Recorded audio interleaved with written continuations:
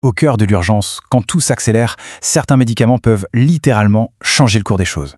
Aujourd'hui, on va décortiquer ensemble, à partir des guides médicaux, l'un de ces outils vraiment essentiels, l'acide tranexamique. Quand une hémorragie massive se déclenche, c'est une véritable course contre la montre qui commence pour le corps. Chaque seconde qui passe, c'est du sang en moins et des chances de survie qui s'amenuisent.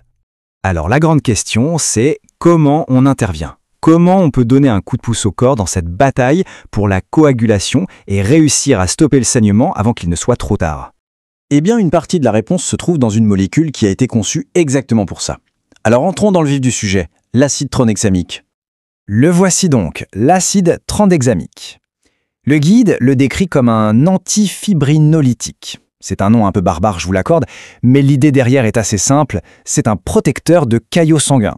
Pensez-y comme un bouclier pour le processus de guérison naturelle du corps. Ok, mais comment est-ce qu'un simple médicament peut avoir un impact sur un mécanisme aussi complexe que la coagulation? Pour le saisir, il faut plonger un peu dans la biologie du saignement. En fait, le mot antifibrinolytique dit déjà tout. Anti, ça veut dire contre, et fibrinolyse, c'est la destruction des caillots. Ce médicament ne va pas créer de nouveaux caillots, non. Il va protéger ceux que le corps a déjà fabriqués en les empêchant de se dégrader trop vite. C'est un peu le garde du corps de nos défenses naturelles. Et le mécanisme est plutôt malin. Imaginez que la plasmine, c'est une sorte de ciseau moléculaire qui vient découper et détruire les caillots. Pour que ces ciseaux fonctionnent, ils doivent être activés par une autre substance, le plasminogène. Eh bien, l'acide tranexamique, ce qu'il fait, c'est qu'il vient prendre la place du plasminogène et du coup, il bloque l'activation des ciseaux. Le résultat, le caillot reste en place, bien solide. Maintenant, attention, un chiffre qui pourrait surprendre. La demi-vie de ce médicament n'est que de 2 heures.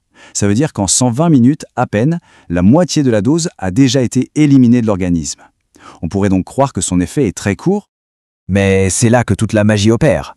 Même s'il disparaît assez vite du sang, l'effet protecteur qu'il a lancé sur les caillots, lui, peut durer jusqu'à 24 heures.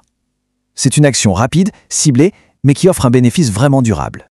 Bon, la science c'est une chose, mais en pratique, sur le terrain, comment ça se traduit? Voyons un peu comment les équipes médicales utilisent cet outil au quotidien. Le guide nous montre 2 grands cas de figure. D'un côté, les grosses hémorragies, que ce soit en chirurgie ou suite à un accident, et de l'autre, un cas beaucoup plus spécifique et dangereux, les saignements qui viennent des poumons, ce qu'on appelle les hémoptysies. Et pour ces 2 scénarios, on a 2 stratégies bien différentes. Pour une hémorragie générale, on veut une action dans tout le corps, donc on choisit l'injection intraveineuse. Mais pour un saignement localisé dans les poumons, on peut agir directement à la source en transformant le médicament en un fin brouillard à inhaler. C'est malin. Pour l'intraveineuse, le protocole est d'une précision d'horloger. Il y a la dilution, le bon dosage et surtout un temps d'injection lent, au moins 10 minutes.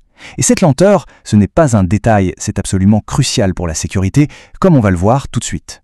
Forcément, un médicament qui peut influencer un processus aussi vital que la coagulation, c'est une arme à double tranchant. Son pouvoir de sauver des vies vient avec des risques qu'il faut connaître et maîtriser sur le bout des doigts, la sécurité avant tout. C'est pour ça qu'une surveillance très rapprochée est obligatoire. La tension artérielle, la fréquence cardiaque, tout doit être vérifié toutes les 15 minutes pendant la première heure.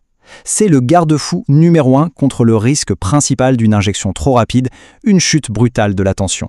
L'avertissement qui suit dans le guide est peut-être l'un des plus importants.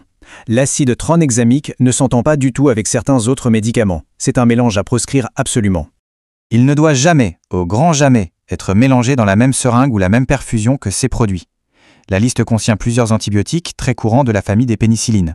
Ce n'est pas une question d'opinion, c'est une incompatibilité chimique et le risque est bien réel. La liste des effets secondaires possibles nous rappelle à quel point cette molécule est puissante. On a des choses comme des nausées ou des étourdissements, mais aussi des risques bien plus graves. Et puis il y a cette ironie presque cruelle, la thrombose. Un médicament fait pour stabiliser les caillots peut, dans de très rares cas, en créer là où il ne faudrait surtout pas. Et pour finir, il y a les lignes rouges, celles qu'on ne franchit jamais. Le guide est très clair. Pour des patients avec l'une de ces 3 conditions, comme une thromboembolie en cours ou un certain type d'hémorragie cérébrale, l'utilisation de ce médicament est interdite, point final. Le risque est tout simplement trop grand. Au final, on se retrouve face à un outil fascinant. Un médicament capable de figer le temps lors d'une hémorragie, mais qui, en échange, demande une maîtrise parfaite et une prudence de chaque seconde. Et ça laisse une question en suspens.